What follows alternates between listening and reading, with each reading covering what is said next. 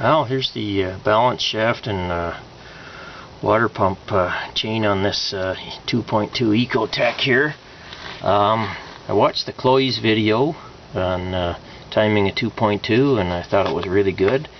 The first thing I noticed about the balance shaft though, I won't be using those new sprockets I got because there's a fat chance that that little sprocket up there in the center of the video is going to come off, and with a shaft in back of it about 1 foot long, because it's going to hit the frame in about 4 inches. Same thing with that one, so I guess I'm going to be having some spare parts after this job. Not replacing either one of those sprockets. I will replace the one on the crankshaft and the chain and all these other little guides, I guess you'd call them there. I guess the nozzle also, but so then I'll try to make a video of the head gasket and all that. The other thing I wanted to point out, see if anyone else have this issue here. So here's why I think my tranny has some troubles here. Back up here, move this CV joint here up and down. Try to get done the video. My light's kind of in a bad spot here and there's nowhere to hang it, of course, on the sky hook. Try that again. Yeah, it's got some up and down movement to it there, so it's not the best in my opinion. Well, here we go. Got my new balance shaft chain installed along with the I don't know, 3 guides there, whatever, the plastic guides. I had a little bit of fun with this one that the tensioner goes on though. I had to take it off after I put it on once. The chain wasn't centered in the groove in it, so that gave me a little bit of grief. And the other major problem I had here, I didn't buy a Chloe's balance shaft chain. I bought their main timing chain set, but I cheaped out and bought one Lung Ho brand. And, well, I'm kind of wishing I hadn't, because this new sprocket for the crank, well, I might be able to show you here. Jeez. Yeah, look at this. It's got like 10 times the slop that the factory one with 330,000 kilometers on it has. So needless to say, it's not getting used.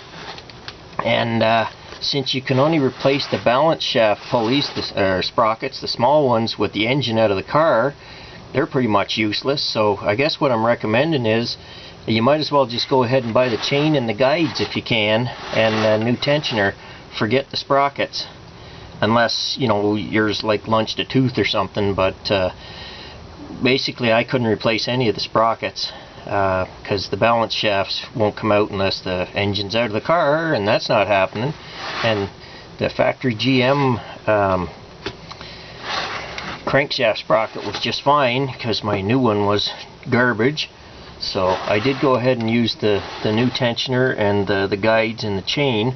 Hopefully that pans out okay, but I guess the moral of this story is if you're going to replace this stuff, you might as well go ahead and put a Chloe's or some other good name brand on.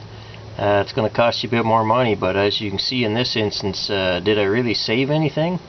So at least my main timing chain is going to be a Chloe's, so that's the one that seems to matter the most.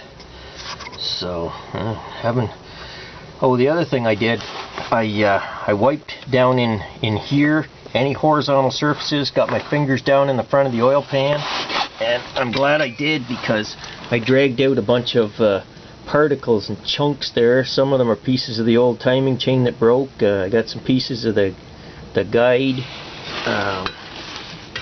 So if your chain goes, you're going to want to clean, make sure any horizontal surface, you're going to want to get your finger up in there, and oil puddles in there, you're going to want to drag that out, clean that all out, because you'll have you could have little slivers of steel in there and stuff. You got to kind of watch your fingers, you know, but there is oil there. So but anyway, just having more fun with this 2.2 Ecotec here. There's one thing I wanted to point out here. With this balance shaft chain, normally you could rotate the engine over a couple of times I'll make a note here. My engine doesn't have camshafts in it, so there's no way the pistons can hit the valves. You can't do that if it's got the camshafts in it. Well, I guess it's okay if they're in the right position, but no, you wouldn't even want to do it then. Anyways, point I'm trying to make here is that I spun the engine over about 8 times now, and I've now got the colored link, I guess yellow link, whatever, I whiteouted it here at the bottom, and it doesn't matter how many times you spin this thing over, you can't get the marks to line up. However, that being said, I don't think it matters, because the dot on the crankshaft is at the bottom, and I've checked them. The mark on the intake one is upwards, and the mark on the exhaust one, you can maybe see it there, it is straight down. So they're all phased correctly, in spite of the fact that the marks on the chain will never line up like they do from the factory, and I'll explain to you why this is.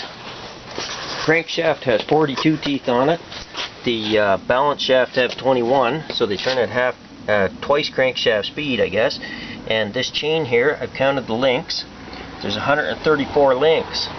So 134 is not divisible evenly by 42 or 21. So therefore, your marks will line up when your chain is installed correctly, but if you spin the engine over, I don't know how many times you'd have to turn it before it would line up again. So that's just one thing that you don't need to be concerned about. Is as long you can spin it over a couple times, like I say, as long as the camshafts can't hit the valves. But you can verify it by the fact that the dot on the crankshaft will be at the bottom, and your arrows on the shafts will be as they explain them to be in the manual or in the Cloy's video on YouTube. So just wanted to mention that little point.